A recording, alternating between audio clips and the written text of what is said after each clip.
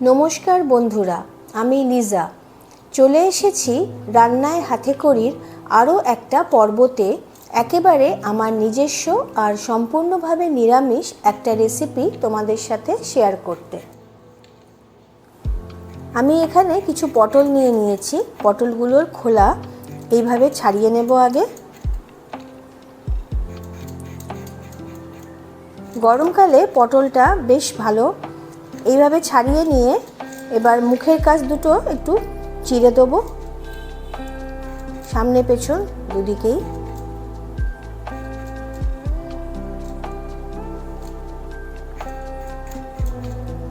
এইভাবে পুরো পটলগুলো কেটে নিয়ে আমি আর একটা মশলা করব। কিভাবে করব একটু তোমাদের দেখিয়ে দেবো, তোমরা দেখে নিও। খুব সোজা, খুব সহজ রেসিপি এটা।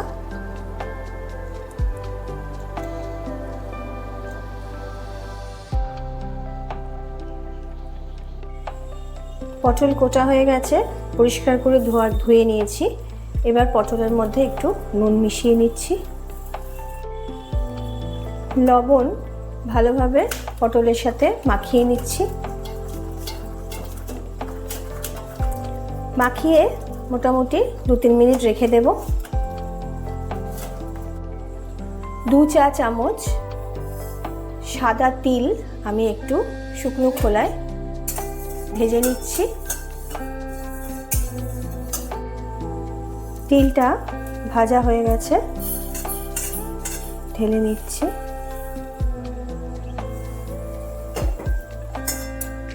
এবার আমি রাই সর্ষে নিয়েছি, সাদা সর্ষে যেটা, সেটা 1.5 চা চামচ নিয়েছি এখানে। আর পোস্ত নিয়েছি 2 চা চামচ।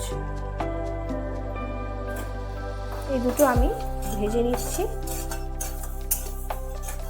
অল্প করে ভাজতে হবে, বেশি ভাজার দরকার নেই। সর্ষে আর পোস্তর সাথে আমি একটু 1 চা চামচ মগজ দিয়ে দিয়েছি, এটাও একটু ভেজে নেব। নিয়ে আমি নামিয়ে নিচ্ছি।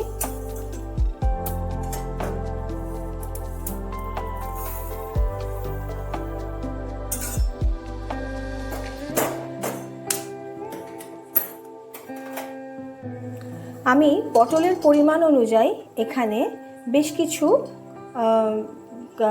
আমন্ড বাদাম নিয়ে নিয়েছি, 20-22টা মতো। এটাও একটু আমি শুকনো খোলায় রোস্ট করে নেব। আমি আমন্ড বাদামগুলো তিল, সর্ষে, পোস্ত একসাথে করে দিলাম। আমন্ডের মতন সমপরিমাণ নিয়ে নিয়েছি আমি কাজুও আমি এখানে আমার পটলের পরিমাণ অনুযায়ী 20-22টা মতো নিয়েছি।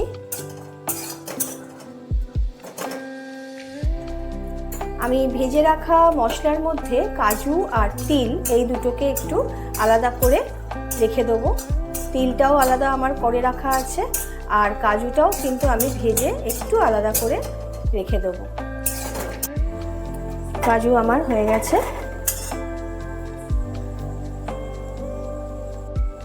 ভেজে রাখা তিল যেটা আমার ছিল, সেই তিল থেকে আমি 1 চামচ তিল, চা চামচের 1 চামচ তিল এর মধ্যে মিশিয়ে দিলাম।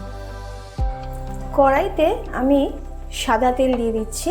এর রান্নাটা রিফাইন তেল, কিংবা তোমাদের কাছে যদি অলিভ অয়েল থাকে অলিভ অয়েল ব্যবহার করবে। তেল হয়ে গেছে, আমি আস্তে আস্তে পটলগুলো দিয়ে দিচ্ছি।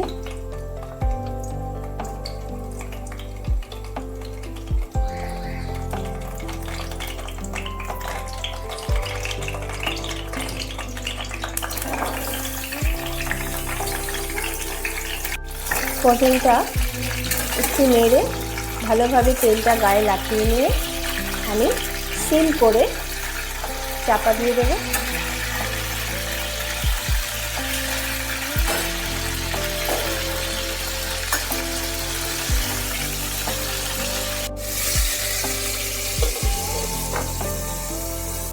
পটল ভাজা হচ্ছে, এবার ভেজে রাখা মশলা আমি রেডি করে নিই। একসাথে মশলাগুলোকে আমি এবার একটু বেটে নেব। মশলা আমার রেডি হয়ে গেছে। কাজু নিয়ে নিলাম, ভাজা কাজু যেটা ছিল এটা আমি আধ ভাঙা করে নেবো, একটু গুঁড়ো করে নেব। কাজু আমি এইভাবে গুঁড়ো করে নিয়েছি, আমি কিন্তু একেবারে মিহি করিনি, গুঁড়ো করে নিয়েছি। পটলটা দেখি হয়েছে কিনা। সিম করে দিয়েছিলাম আমি, এখনও সিমই আছে, একটু নরম হয়ে গেছে। পটল আরেকটু হবে।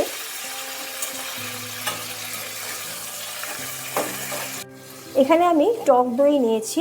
টক দইয়ের পরিমাণটা এই ছোট চায়ের কাপের 1.5 কাপ মতো আমি নিয়েছি। তার সাথে আমি একটু জলও দিয়েছি অল্প করে, দিয়ে আমি এটাকে এবার একটু ফেটিয়ে নেব ভালোভাবে। পটল আমার ভাজা হচ্ছে, এখনও আর একটু ভাজা হবে, আমি ততক্ষণে এটা রেডি করে নিই। আমি এই দইয়ের মধ্যেই 2 চামচ চিনি দিয়ে দিচ্ছি। আমি এই রান্নাটায় হলুদ দেবো না, যদি তোমরা মনে করো প্রয়োজন আছে তাহলে হলুদ দিও। আমি এখানে চিনি দিয়ে নিলাম একটু। আর এটা হলো পুরোপুরি একটা নিরামিষ রেসিপি, সেই জন্য যেহেতু নিরামিষ সেহেতু একটু চিনির দরকার হয়, আমি একটু দিলাম।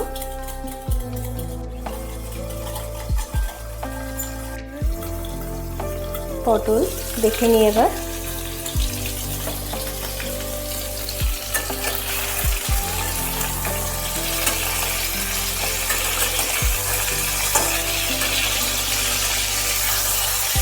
এবার একটু ভাজা হয়ে গেছে। গ্যাসের ফ্লেম কিন্তু আমার সিমেই রাখা আছে, আমি সিম করে রেখেছি। আমি এবার দইটা এর মধ্যে ঢেলে দিলাম।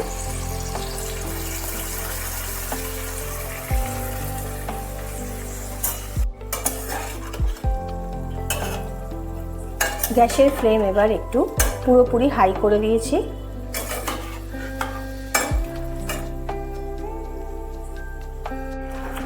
আমি ফুটছে দই আমার। এবার আমি একটু লঙ্কা দিয়ে দিলাম, লঙ্কা বাটা, কাঁচা লঙ্কা বাটা আমি দিয়ে দিলাম। আমার স্বাদ মতো আমি দিয়েছি, তোমরা তোমাদের প্রয়োজন মতো দিয়ে নিও। বেশি ঝাল কিন্তু এটা হবে না, একটু মিষ্টি মিষ্টি হবে, কারণ যেহেতু এটা নিরামিষ প্রথম কথা। দ্বিতীয় কথা, আমার যে জিনিসগুলো পড়ছে এর মধ্যে, যে উপকরণগুলো দিচ্ছি আমি, সেগুলো কিন্তু একটু মিষ্টি মিষ্টি হলেই ভালো লাগে। এবার আমি বেটে রাখা মশলাটা দিয়ে দিচ্ছি। গ্যাসের ফ্লেমকে একেবারে সিম করে দিয়েছি।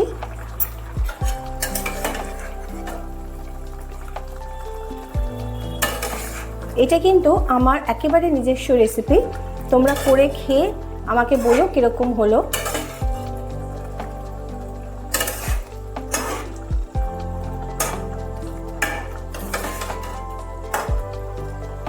মশলাটা আমার মেশানো হয়ে গেছে।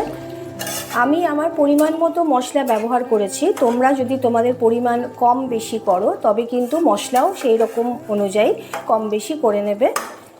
আমি ওই জন্য বলি যে রান্নাটা কিন্তু যে করছে তার উপর ডিপেন্ড করে। মশলা দেওয়া বা রান্নার পরিমাণ অনুযায়ী মশলা কষা সব কিছুই কিন্তু মশলার মানে যেটা হচ্ছে যে রান্নাটা, সেই কোয়ান্টিটি অনুযায়ী সেই পরিমাণের উপর সব কিছুই কিন্তু নির্ভর করে।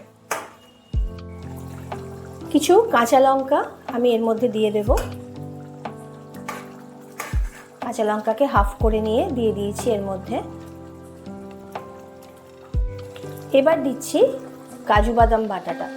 কাজু বাদাম বাটাটা একটু পরের দিকে আমি এরমভাবে ছড়িয়ে দিচ্ছি।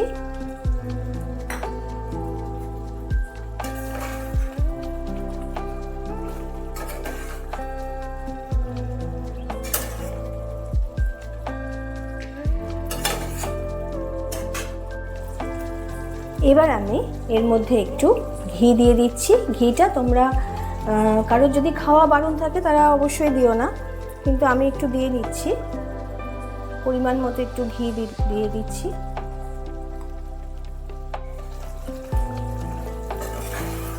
একটু টক টক, একটু মিষ্টি মিষ্টি, একটু ঝাল ঝাল এইরকম আসে ফ্লেভারটা, খেতে ভালো লাগবে। তোমরা খেয়ে দেখো আর আমাকে অবশ্যই আমার কমেন্ট বক্সে জানিও কীরকম হলো। আর যারা নতুন আজকে আমার চ্যানেল দেখছো তারা অবশ্যই আমাকে সাবস্ক্রাইব করে দিও, আর লাইক কমেন্ট শেয়ার কিন্তু তোমরা সবাই করো।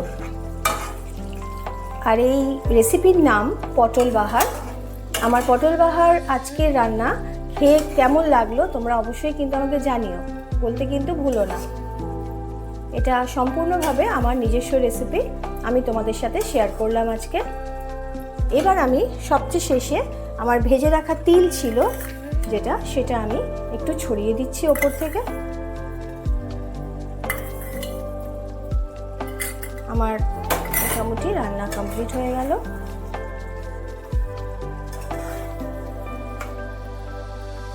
গ্যাস বন্ধ করে দিলাম।